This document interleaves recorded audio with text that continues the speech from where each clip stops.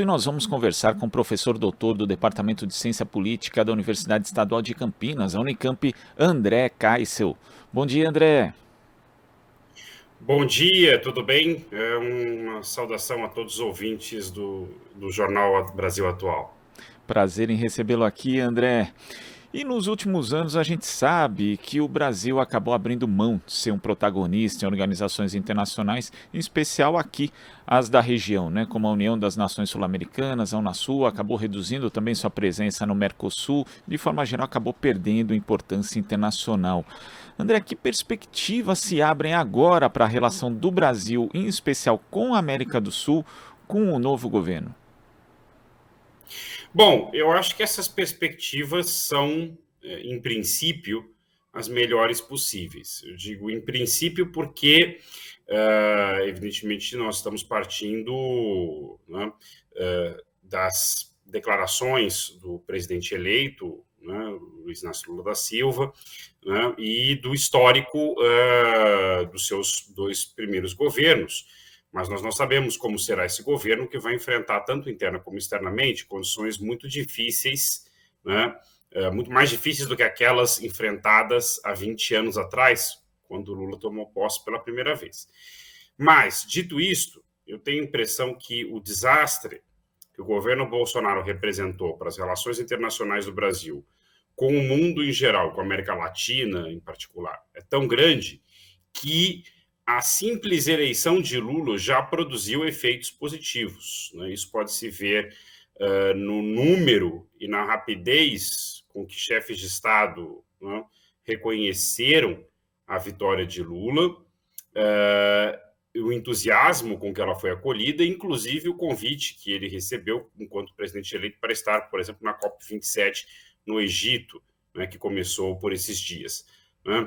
Então, tudo isso já sinaliza uma disposição da comunidade internacional, mais do que uma disposição, interesse da comunidade internacional, né, no sentido de acolher um retorno do Brasil à cena, né, diplomática. Agora, sobre a América Latina em particular, eu diria o seguinte: Lula vai liderar um governo de coalizão muito amplo, né? Talvez o mais amplo que ele já tenha encabeçado, mas ele é muito cioso, pelo que se pode perceber pelas suas declarações, de manter as relações internacionais do país sob a sua égide, ou seja, né, ele tem uma visão, ele tem um conjunto de visões sobre o lugar do Brasil no mundo e que ele, digamos, quererá levar isso à prática como política externa, né, independentemente do quadro que ele vier a nomear para o Itamaraty. E, nesse sentido, eu gostaria de ressaltar uma declaração que o presidente eleito deu ainda antes da eleição, na segunda-feira, 24, naquele comício no Tuca, em que ele disse que o Brasil não quer ser vítima da nova Guerra Fria entre China e Estados Unidos, que ele quer ter boas relações com a China, quer ser respeitado pela China, quer ser respeitado e ter boas relações com os Estados Unidos também. E que, para isso, né, o Brasil precisa retomar a integração latino-americana, precisa retomar as relações com a África, precisa retomar o espaço dos BRICS. Então, acho que essa declaração ela é muito ilustrativa do tipo de norte que Lula quer dar para a política externa brasileira, no qual a integração regional, especialmente na América do Sul, mas com a América Latina em geral também, ocupa um lugar proeminente. E nesse caso desses dois países, né, que são as grandes duas potências globais hoje, o atual presidente Jair Bolsonaro tinha uma relação não com os Estados Unidos, mas com o chefe de Estado dos Estados Unidos, que era Donald Trump. E a partir do momento que Joe Biden assumiu, as relações acabaram ficando bastante estremecidas. E com a China, as relações nunca foram boas, inclusive, em que pese a China ser o maior parceiro comercial do Brasil. Isso também vai precisar ser refeito? Essas relações vão ter que ser aí melhor tratadas no próximo governo, André? Sem dúvida nenhuma, né? O Bolsonaro conseguiu a proeza de brigar com as duas grandes potências que hoje disputam a hegemonia no mundo, né? O que, convenhamos, é um feito negativo. Ele, como você bem disse, tinha uma relação pessoal, político-pessoal, digamos, com o Trump. Ele se comportava como presidente, como chefe de facção, né? digo, facção política, né? E nesse sentido tratava a política externa como uma função das suas preferências políticas internacionais e não como uma expressão do interesse nacional, né? E nesse sentido postou todas as fichas dele num alinhamento automático com Trump. Uma vez que Trump perdeu, assumiu Biden, a política externa bolsonarista ficou inteiramente sem rumo, inteiramente sem chão, né? E ele conseguiu de fato hostilizar as duas grandes potências. Cada China, né? Digamos, a China conseguiu, em parte, contornar a hostilidade de Bolsonaro e dos assessores e familiares mais próximos, né, como Eduardo Bolsonaro ou Felipe Martins, por meio das relações fortes que a China tem com o agro, por exemplo, né? Mas, em todo caso, os danos foram perceptíveis, né? Haja vista, por exemplo, né, o período relativamente longo em que a China, por conta de uma barreira sanitária, impôs uma suspensão na compra de carne brasileira há um tempo atrás, né? Aquilo ali foi uma sinalização, de certa maneira, então, de que as relações não estavam boas. Então, Lula terá que reconstruir essas pontes, tanto com Xi Jinping como com Biden, e os sinais, num primeiro momento, parecem muito positivos em ambas as direções. Agora, além da relação com essas duas potências, a gente lembra também que no primeiro e no segundo mandatos, o presidente Lula deu um grande destaque às chamadas relações Sul-Sul, né, e a participação ativa, né, como protagonista em organizações multilaterais. Você acha que essa também deve ser a tendência desse terceiro mandato, uma retomada da intensificação das relações com países da África, da Ásia, também da Oceania, André? Olha, eu acho que não só deve, como precisa. E eu vou dizer por que eu acho que precisa. Justamente porque num panorama em que o mundo retoma algum tipo de lógica bipolar de disputa pela hegemonia no sistema internacional, se quer escapar a essa lógica, se quer, como o Lula sugere, não ser vítima dela, é preciso formar um bloco próprio. Sozinho não se conseguirá nada nesse sentido. Não vamos conseguir construir uma terceira posição nesse tabuleiro sozinhos, né? E nesse sentido, a integração, em especial com a América Latina, mas também com a África, e também com a Índia e outros países asiáticos, ela é fundamental, né? E a América Latina é o continente no qual nos integramos, são os nossos vizinhos, enfim, imediatos, compartilhamos fronteiras, compartilhamos problemas comuns, e nesse sentido é fundamental retomar espaços, não só como o Mercosul, né, reconstruir outros como a Unasul e fortalecer ainda outros como a CELAC, que é diferentes fóruns e âmbitos de integração latino-americana, e acho que o Brasil é fundamental para que estes espaços ganhem fôlego e se consolidem como uma alternativa de integração não apenas comercial, é importante que se enfatize, mas também produtiva, econômica, em sentido amplo, produtiva, financeira e também geopolítica e até cultural, né? Então, acho que há um potencial enorme nesse sentido e é importante aproveitar um certo alinhamento político entre os principais governos da região, Brasil, México e Argentina. Nos três grandes, pela primeira vez, tem governos ideologicamente afins, né, de centro-esquerda, tentar acelerar o máximo possível esse caminho no ano que vem. Agora falando aqui de um país vizinho, né, que foi usado inclusive como espantalho por essa extrema-direita aqui na campanha eleitoral, vem sendo usado desde 2017, 2018, que é a Venezuela.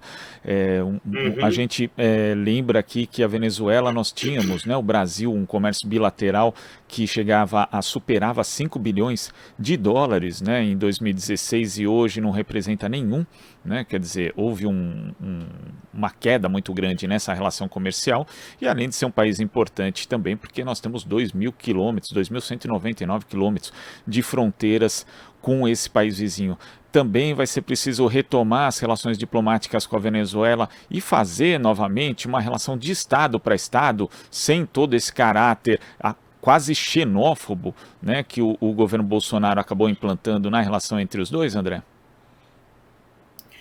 Não, sem dúvida nenhuma. Sem dúvida nenhuma. Vejam, em primeiro lugar, é preciso reconhecer que a Venezuela tem um governo e que este governo é encabeçado por Nicolás Maduro. Goste-se ou não de Nicolás Maduro, do seu partido, do que ele faz ou deixa de fazer. Juan Guaidó não representa nada nem ninguém a não ser ele próprio, e há uma fatia da oposição venezuelana, não é sequer a oposição inteira. Inclusive, partes dela deixaram o tal, aspas, governo no exílio, governo encarregado, provisório, como se queira chamá-lo, nunca foi governo de nada, agora muito menos.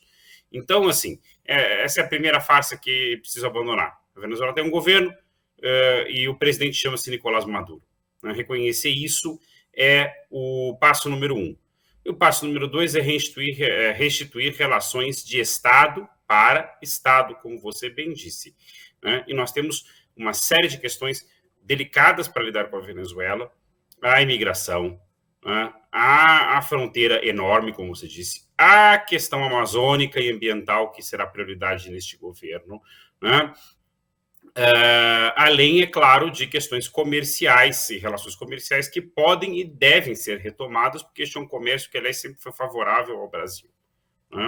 A Venezuela, como país produtor de petróleo, infelizmente para si mesmo, inclusive, se tornou basicamente um importador de tudo que consome em termos de produtos manufaturados e mesmo de alimentos. Aliás, esse é um dos grandes nós econômicos que está por trás da grave crise que o país vizinho viveu em anos recentes. Então, esse era um comércio sem favorecer o Brasil.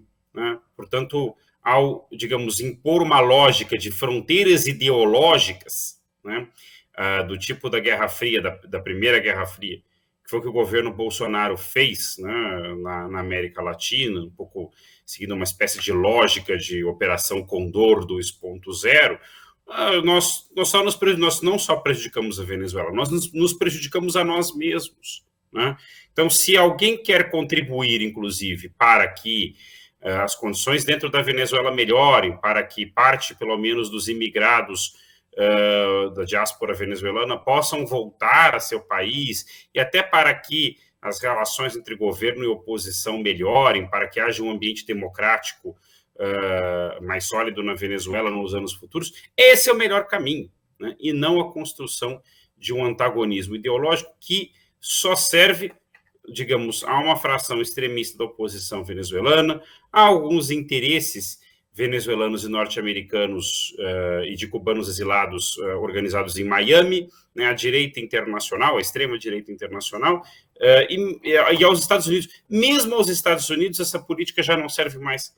Haja visto que Biden, de maneira mais ou menos discreta, tem retomado relações com a Venezuela. E por quê? Por conta da guerra na Ucrânia. Porque ele precisa vender petróleo para os europeus, que estão numa situação muito ruim. Para os próprios Estados Unidos, o mercado de petróleo vive uma volatilidade tremenda. Então, é preciso reintroduzir a Venezuela nesse mercado. Então, até dentro dos Estados Unidos as coisas mudaram. Por que nós vamos seguir um caminho de insistir em uma política com uma fortíssima carga ideológica, que não leva a lugar nenhum?